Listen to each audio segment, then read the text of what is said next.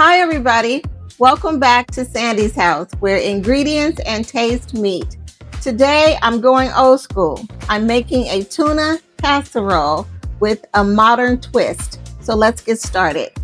Okay, so we're going to start with 2 tablespoons of butter and 1 tablespoon of olive oil. We're going to put this in our pan. A lot of tuna casserole recipes don't have, the only veggie they have are the green peas, but we're going to add 1 large shallot chopped, 2 green onions chopped, and 1 celery stalk chopped. So once our butter gets melted here, we're going to add our veggies and get those nice and soft. A lot of tuna casserole dishes include like cream of celery, cream of chicken, cream of mushrooms. Some people even dice up mushrooms and put them in there. My family's not a fan of mushrooms, so I'm not using those. And I wanted a more fresh take on this dish, so I'm not using the canned cream of celery, cream of mushroom, cream of chicken. We're going to make our own sauce. Once our veggies kind of soften up here, we're going to add some flour and make what's called a bechamel. A bechamel is one of the 5 mother sauces. There's bechamel, there's velouté, there's espagnole, there's spaghetti sauce, and hollandaise sauce. Those are the 5 mother sauces. And they're called mother sauces because they are the base for a lot of dishes. For instance, bechamel, you can use a bechamel or make a bechamel to make mac and cheese, to make soups, things like that. So that's why they're called mother sauces, because they're used in a lot of dishes. So we're going to let this cook down for a few minutes, and then we'll move to the next step. And this is on a medium-low heat. You don't want it too low because you do want your vegetables to saute, but you don't want it too high because you don't want them to burn. And you can add a little bit of garlic if you want to. I didn't add any, but you can if you want. Okay, now what we're gonna do, our veggies are nice and small, soft. It smells so good in here with these onions and celery and the shallots. We're gonna add 3 tablespoons of butter and let this melt down before we add our flour, which is going to help us make the bechamel roux. So I'm going to add 2 tablespoons of flour. We're just going to sprinkle that in. This is going to help the sauce thicken up. So we're going to just mix this in together and let that raw flour cook off a bit. We don't want that raw flour taste in our casserole. I haven't made tuna casserole in a very long time, but every time I do, it just transports me back to my childhood. It's a dish that my grandmother cooked a lot when we visited her for the summer, and I love it. Although she used the canned cream of chicken and cream of mushroom and all of that, and it was delicious. Don't get me wrong, it was delicious and I loved it. But of course, y'all know I'm extra, so I'm gonna do something with a little modern twist, right? Always. Now what I'm gonna do, and this is optional, I'm gonna add 1/4 of a cup of white wine. This is optional. You do not have to add the white wine. I just like to build flavor, and that's what we're doing. You want to build flavor throughout your dish from beginning to end. And we're going to let this wine cook into, and it's going to absorb into the vegetables, which is going to be really good. While you're putting this together, preheat your oven to 350, so it'll be ready when you are ready to assemble and get it into the oven. This dish takes all of about 30 minutes. So if you are in a hurry during the week and you want to feed your family something nice and healthy, but you don't want to stand over the stove for hours, this is a great one. Okay, so now what I'm going to do is I'm going to add a half a cup of beef stock. You can use chicken if you want.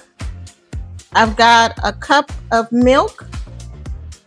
I'm going to add that in, stir that in. And I have a cup of whipping cream. We're going to add that in. You can use all milk, or you can use whipping cream, or you can do like I did, divide it.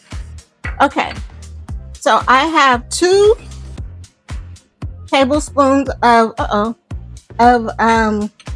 cream cheese. Again, this is optional, but this is going to make this dish nice and creamy. If you want less cream, or if you don't like cream cheese, don't add it. You can make whatever adjustments you want. For instance, this is a tuna casserole, but if you don't like tuna, you can substitute with salmon. You can sear a salmon and shred it and add salmon instead of tuna. So you can make whatever adjustments you need to make this dish your own and something that your family will enjoy. Okay, now I'm gonna add, I have a half a cup of mozzarella cheese. I'm gonna add that in, and I'm gonna add a cup of mild cheddar cheese. Again, if you don't like cheese, you can omit it, but it's gonna make this really good. You don't wanna omit it. So here I have prepared 3 cups of egg noodles. You can use any noodles you want, but I like egg noodles in this dish. And my egg noodles have been in my bowl, and I want to loosen them up. So I saved a little bit of that pasta water that the egg noodles were cooked in, and I'm going to drizzle it over, and it'll just loosen them up a bit. So to make it easier to add them in the pot. Okay. Before I do that, I'm going to add a little bit of seasoning. I've got some onion soup mix, which I like to use a lot in my dishes. And I've got a little bit of garlic here. And you just want to season to taste. I wouldn't put a lot in the beginning because cheese is very salty. I have a half a teaspoon of Dijon mustard I'm going to add in here. 3 teaspoons of lemon juice. That's just going to give it a zing along with the cream cheese. It's just going to give it a little bit of a punch and beef up the flavor a bit. We're going to add our noodles in. I have 3 cans of tuna, 3 5-ounce cans. You don't have to use 3 cans. If you only want 1 can, it's totally up to you. And I have a cup of English peas. If you don't like peas, you can leave these out. If you like more peas, you can add more. So we're gonna stir this together. I'm gonna turn my heat off because this is gonna go in the oven once we get it all mixed. Once I get it all mixed together, it's going to go directly into the oven. And that's why you want to parboil your noodles. You want to, I cook them just underdone, just under al dente, because they're going to cook a little bit longer in the oven. And I don't want to overcook them. You don't want mushy noodles. Okay, so this is done. We've put this together. I'm going to add a little bit of black pepper. Mix that in, and then we're going to add our topping. I combined a cup of Parmesan cheese and a cup of panko breadcrumbs. You can use regular breadcrumbs. Some people crunch up potato chips. for their topping. You can use crispy onion, those crispy onion chips, and crush those on top. You can do a lot of different things. It's really up to you. But I like the Parmesan cheese and the panko blend. So that's what I'm gonna do. And I'm just gonna spread these across the top.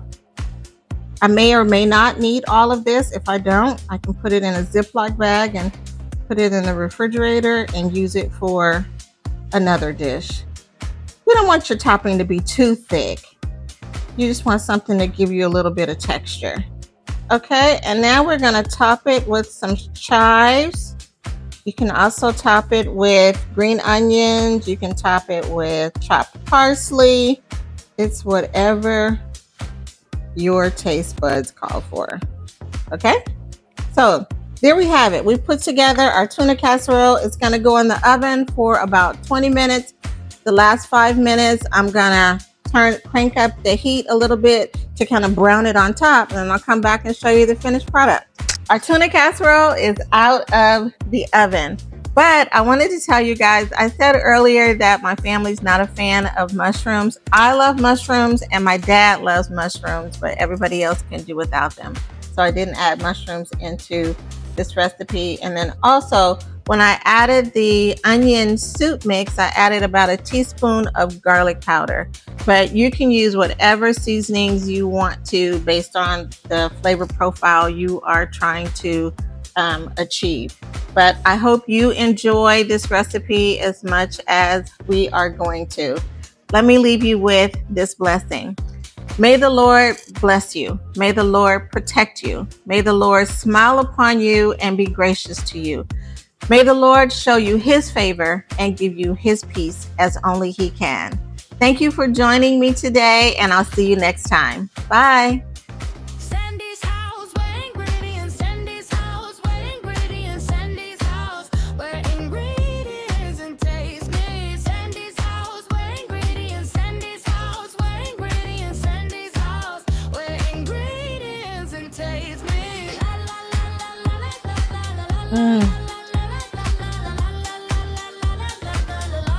That is really good.